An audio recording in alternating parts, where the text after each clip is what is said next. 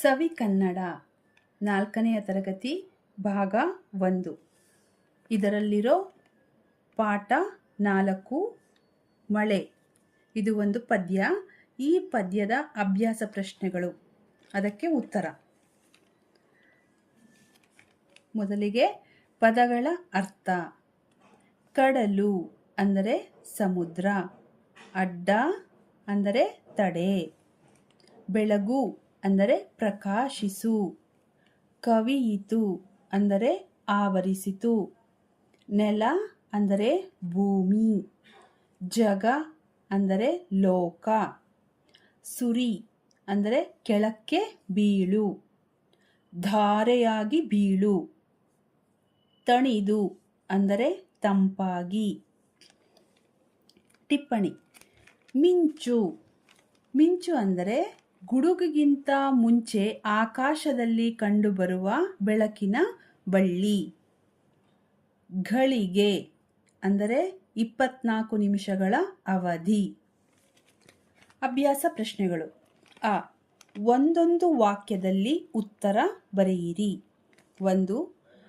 ಬಿಸಿಲ ಝಳಕ್ಕೆ ನೀರು ಏನಾಯಿತು? ಬಿಸಿಲ ಝಳಕ್ಕೆ ನೀರು ಆವಿಯಾಯಿತು. 2. ಮಳೆ ಸುರಿದಿದ್ದರಿಂದ ಏನೇನು ತುಂಬಿ ಹರಿಯಿತು? ಮಳೆ ಸುರಿದಿದ್ದರಿಂದ ಕೆರೆ, ತೊರೆ, ಹಳ್ಳ, ಹೊಳೆ ತುಂಬಿ ಹರಿಯಿತು. 3. ಮೋಡ ಯಾವಾಗಿ ಭಾರವಾಯಿತು? ಮೋಡ ಮೇಲಕ್ಕೇರಿದಾಗ ತಂಪು ತಗುಲಿತು, ಆವಿ ತಣಿದು ಭಾರವಾಯಿತು. ಆ. ಕೊಟ್ಟಿರುವ ಪದಗಳಲ್ಲಿ ಸರಿಯಾದುದನ್ನು ಆಯ್ದು ಬಿಟ್ಟ ಸ್ಥಳದಲ್ಲಿ ಬರೆಯಿರಿ. 1. ಮುತ್ತಿನಂಥ ಮಳೆಯ ನೀರು ಕೆಳಗೆ ಸುರಿಯಿತು. 2. ನೆಲದ ಮೇಲೆ ಗುಡ್ಡ ಬೆಟ್ಟ ಅಡ್ಡವಾಯಿತು. 3. ಘಳಿಗೆಯೊಳಗೆ ಬಾನು ತುಂಬ ಮೋಡ ಕವಿಯಿತು. 4. ಮೋಡ ಮೇಲಕ್ಕೇರಿದಾಗ ತಂಪು ತಗುಲಿತು. ಈ ಪದ್ಯದಲ್ಲಿ ಬಿಟ್ಟಿರುವ ಸಾಲುಗಳನ್ನು ಬರೆಯಿರಿ. ನೆಲದ ಮೇಲೆ ಗುಡ್ಡ ಬೆಟ್ಟ ಅಡ್ಡವಾಯಿತು, ತಡೆದು ನಿಂತ ಮೋಡವೆಲ್ಲ ಮೇಲಕ್ಕೇರಿತು. ಈ ಗುಂಪಿಗೆ ಸೇರದ ಪದ ಗುರುತಿಸಿ ಬರೆಯಿರಿ. 1. ಕೆರೆ, ಕಟ್ಟೆ, ಸಮುದ್ರ, ಸೂರ್ಯ. ಇದರಲ್ಲಿ ಗುಂಪಿಗೆ ಸೇರದ ಪದ ಅಂದರೆ ಸೂರ್ಯ. 2. ಮಿಂಚು, ಭೂಮಿ, ಮಳೆ, ಗುಡುಗು. ಗುಂಪಿಗೆ ಸೇರದ ಪದ ಭೂಮಿ. 3. ಸರೋವರ, ಪರ್ವತ, ಬೆಟ್ಟ, ಗುಡ್ಡ. ಗುಂಪಿಗೆ ಸೇರದ ಪದ ಸರೋವರ. 4. ನೊಗ, ಕುಂಟೆ, ನೇಗಿಲು, ಮಂಚ. ಗುಂಪಿಗೆ ಸೇರದ ಪದ ಮಂಚ. ಉ. ಕೊಟ್ಟಿರುವ ಪದಗಳಿಗೆ ಸಮಾನಾರ್ಥಕ ಪದಗಳನ್ನು ಬರೆಯಿರಿ. 1. ಕಾಡು. ಇದಕ್ಕೆ ಸಮಾನಾರ್ಥಕ ಪದಗಳೆಂದರೆ ವನ, ಅರಣ್ಯ, ಅಡವಿ. 2. ಸೂರ್ಯ. ಸಮಾನಾರ್ಥಕ ಪದಗಳೆಂದರೆ ರವಿ, ಭಾಸ್ಕರ, ಆದಿತ್ಯ. 3. ಭೂಮಿ. ಸಮಾನಾರ್ಥಕ ಪದಗಳೆಂದರೆ ಇಳೆ, ಧರೆ, ಪೃಥ್ವಿ. ಭಾಷಾ ಚಟುವಟಿಕೆ. ಅ. ಅಕ್ಷರ ಬಳಸಿ ಪದ ರಚಿಸು, ತಿರುಗಿಸಿ ಓದಿ ಆನಂದಿಸಿ. ಮಾದರಿ. ವಿ ಕ ಕ ಟ ವಿ. ವಿಕಟ ಕವಿ. 1. ಕ ಕನ ಅಂದರೆ ಕನಕ. 2. ಮನನ ಸರಿಯಾಗಿ ನಮನ. 3. ರಸು ರಸುರ ಸುರಾರರಸು. 4. ಜೀವವನನ ನವಜೀವನ. 5. ದ್ರಾಮನಸಿಮಸಿದ್ರ ಮದ್ರಾಸಿನ ಸಿದ್ರಾಮ. ಆ. ಸೂಚನೆಗಳನ್ನು ಅರ್ಥೈಸಿಕೊಂಡು ಪದಬಂಧ ಪೂರ್ಣಗೊಳಿಸಿ. ಪದಗಳನ್ನು ಓದಿ. ಎಡದಿಂದ ಬಲಕ್ಕೆ. 1. 24 ನಿಮಿಷಗಳನ್ನು ಹೀಗೆ ಹೇಳುತ್ತಾರೆ. 3 ಅಕ್ಷರ ಅಂದರೆ ಗಂಟೆ. 2. ಜೀವರಾಶಿ ನೆಲೆಸಿರುವ ಪ್ರಪಂಚ.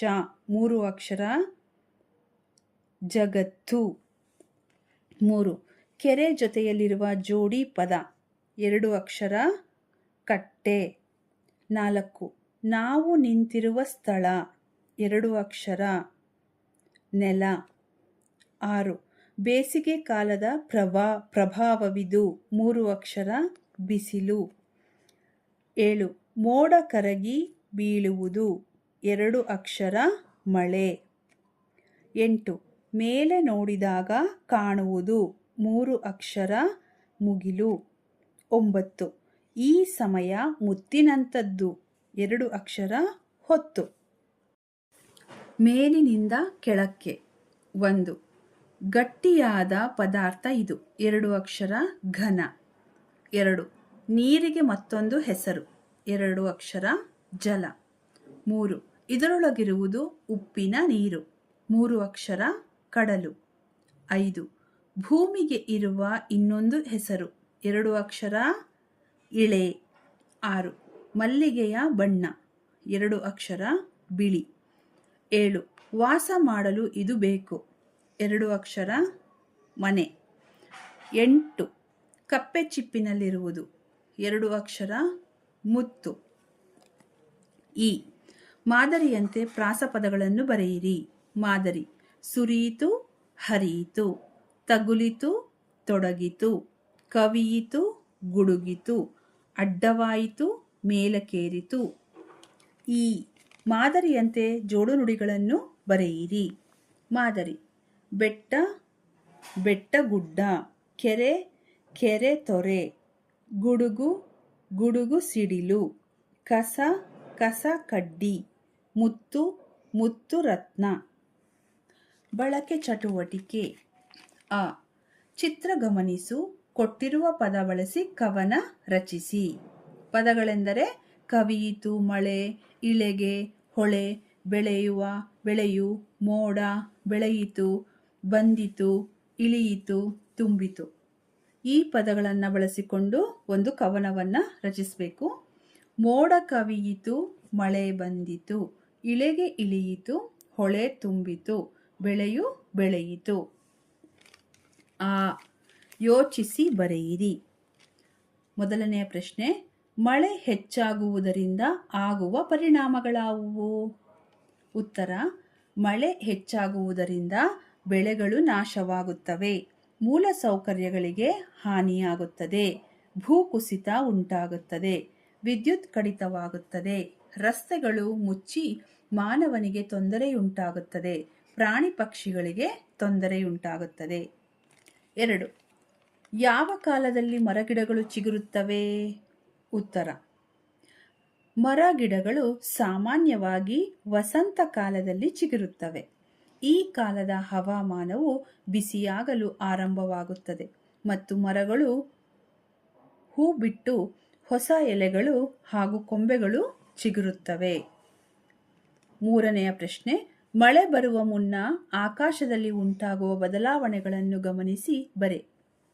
ಮಳೆ ಬರುವುದಕ್ಕಿಂತ ಮೊದಲು ಮೋಡವು ಕಪ್ಪಾಗುತ್ತದೆ, ಹೆಚ್ಚಿನ ಗಾಳಿ ಬೀಸುತ್ತದೆ, ಆಕಾಶದಲ್ಲಿ ಗುಡುಗು, ಮಿಂಚು ಮತ್ತು ಸಿಡಿಲು ಕಂಡುಬರುತ್ತದೆ. ನಂತರ ಮಳೆ ಪ್ರಾರಂಭವಾಗುತ್ತದೆ. 4ನೆಯ ಪ್ರಶ್ನೆ: ಮಳೆಯೇ ಬರದಿದ್ದರೆ ಏನಾಗುತ್ತಿತ್ತು? ಯೋಚಿಸಿ ಬರೆಯಿರಿ. ಉತ್ತರ: ಮಳೆಯೇ ಬರದಿದ್ದರೆ ಜಲಮೂಲಗಳು ಮತ್ತು ಭೂಮಿ ಒಣಗುತ್ತದೆ, ರೈತರು ಬೆಳೆ ಬೆಳೆಯಲು ಸಾಧ್ಯವಾಗುವುದಿಲ್ಲ, ಕುಡಿಯಲು ನೀರು ಇಲ್ಲದಂತಾಗುತ್ತದೆ, ಪ್ರಾಣಿ ಪಕ್ಷಿಗಳು ಬದುಕಲು ಕಷ್ಟವಾಗುತ್ತದೆ, ಬರಗಾಲ ಉಂಟಾಗುತ್ತದೆ. ಈ ವಿಡಿಯೋ ಇಷ್ಟವಾದಲ್ಲಿ ಲೈಕ್ ಮಾಡಿ, ಶೇರ್ ಮಾಡಿ, ಸಬ್ಸ್ಕ್ರೈಬ್ ಆಗಿ. ಧನ್ಯವಾದಗಳು.